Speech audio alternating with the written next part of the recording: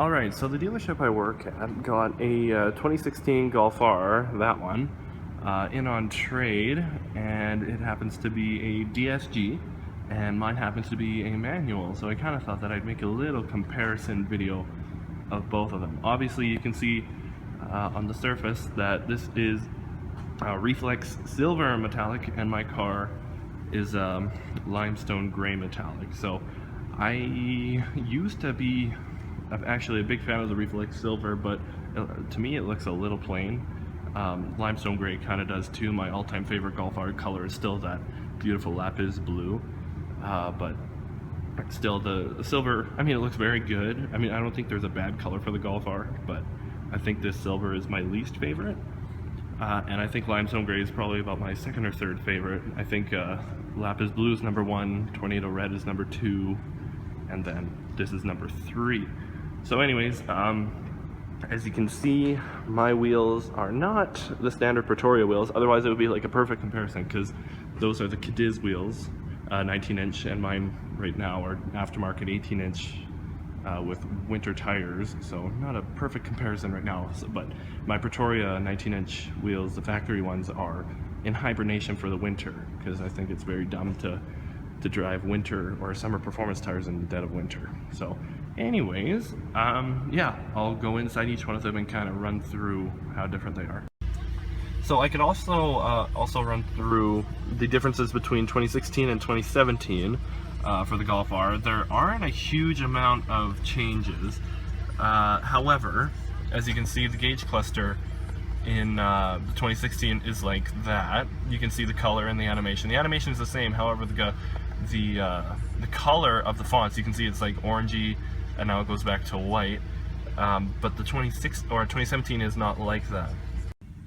So then now we're in the 2017, and you can see the cluster is kind of different. They're not orange anymore, and the animation is the same, but the fonts are white here and white there. So as you can see, that's a little different. The radio head units are also the same, however, you can see this is red, kind of like the lining and the outlines of it all. Like the system in itself is similar to the 2017. It's the exact same Discover Pro audio system, infotainment, but you can see this is all this is red, and the 2017 is like this. So you can see it's blue here, and come on, and then blue there. So very subtle. However, me being this weird OCD freak, you can see the color for the Golf R there is blue. What else do we have that's blue? Well, we also got these the dorsal plates and a few other little touches. So the Golf R, I think, and the cluster as well, is blue. So I think the main color for the Golf R is blue, while for the 2016 it's red, of course, but it's still a Golf R. So I think the main color of a GTI is red. I mean, this in a 1.8T Golf is like a pure white. In a GTI, it's red, and in a Golf R, it's blue, as you can see. So it kind of makes weird sense to have like that being orange in the 2016, as well as having, I noticed like this is not blue in the 2016 either, that little strip there, but the 2017 is. But I think it's more, more organized to have it, this being blue, the cluster being blue, that being blue, and that being blue, rather than, that being orange, that being red, and that being blue. So I know it's very minor, but not a big deal. So like I said, like the head units are exactly the same. I mean, you could run through the same menus, and they'd all be identical. Performance is the same, resolution's the same. So just literally the color.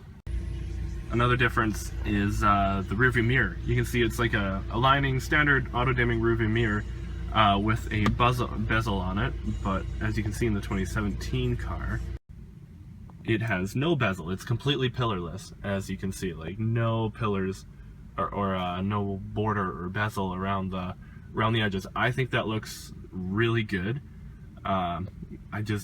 It looks like a BMW 7 Series also has like this exact mirror. I think it's a little bigger, but design is exactly identical to it, and it's just really classy. But one thing you got to be careful of is when you adjust it, your finger will kind of get on the glass. So I usually adjust it like this, just because I don't like fingerprints, of course. I keep this car clean as much as I can. So yeah, another minor difference.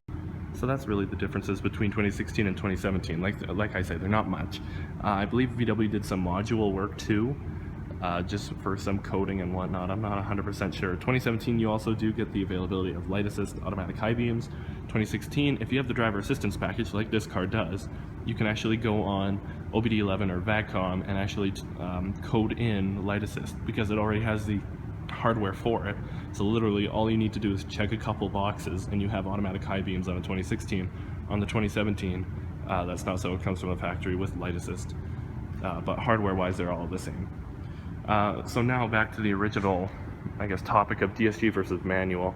I chose manual because I enjoy a more engaging feeling. I like rolling through my gears on like a backcountry road, and you know, just having that perfect feeling. While the DSG is, on the other hand, like a drag strip king, where it can do like a 4.4 second 0 to 60 time, while that can do about 5.2. I think Car and Driver tested them both, and they got those numbers for both.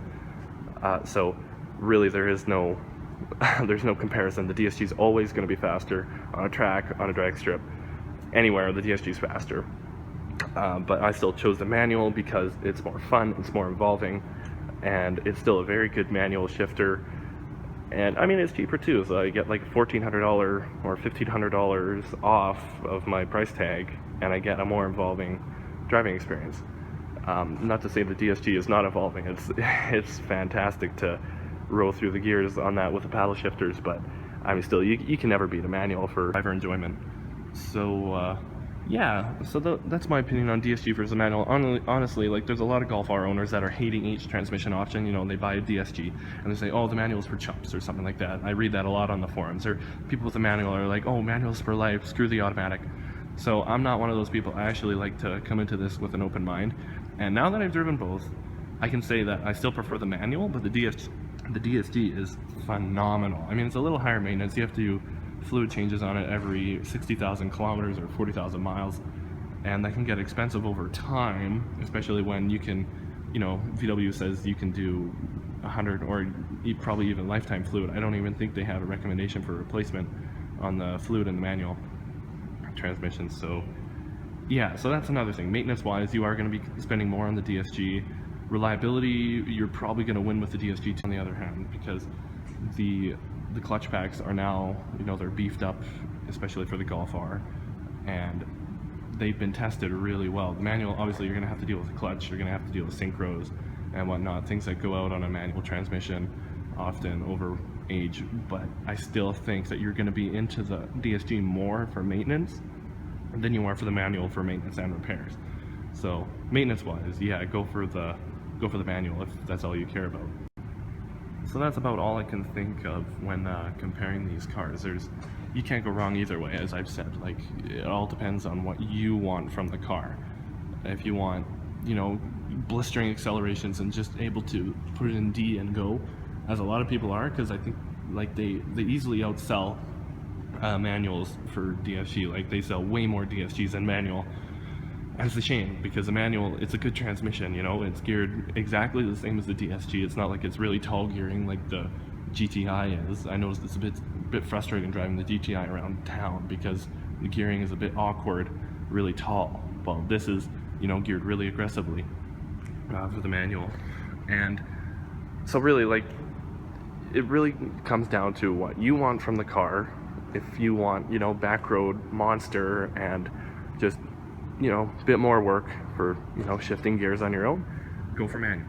And if you want to save $1,500, like the DSG is a $1,500 option, so you got to put that into consideration. But by the time you consider, like, these are $45,000 cars, you know, that's not really a huge concern for many. Anyways, I think I'm gonna wrap it up there. I am able to make a little bit more video content on the DSG R. As I said, this is a dealer car, it was a trade-in, so I do have permission to drive this car a little bit.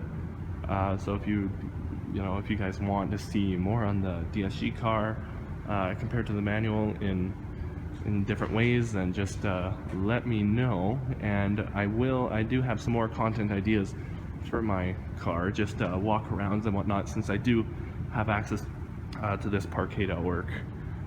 So because it's really windy and cold outside with like 1.5 feet of snow, so it is a really nice atmosphere to be in to make videos in. So let me know what you guys think, and let me know what you guys prefer.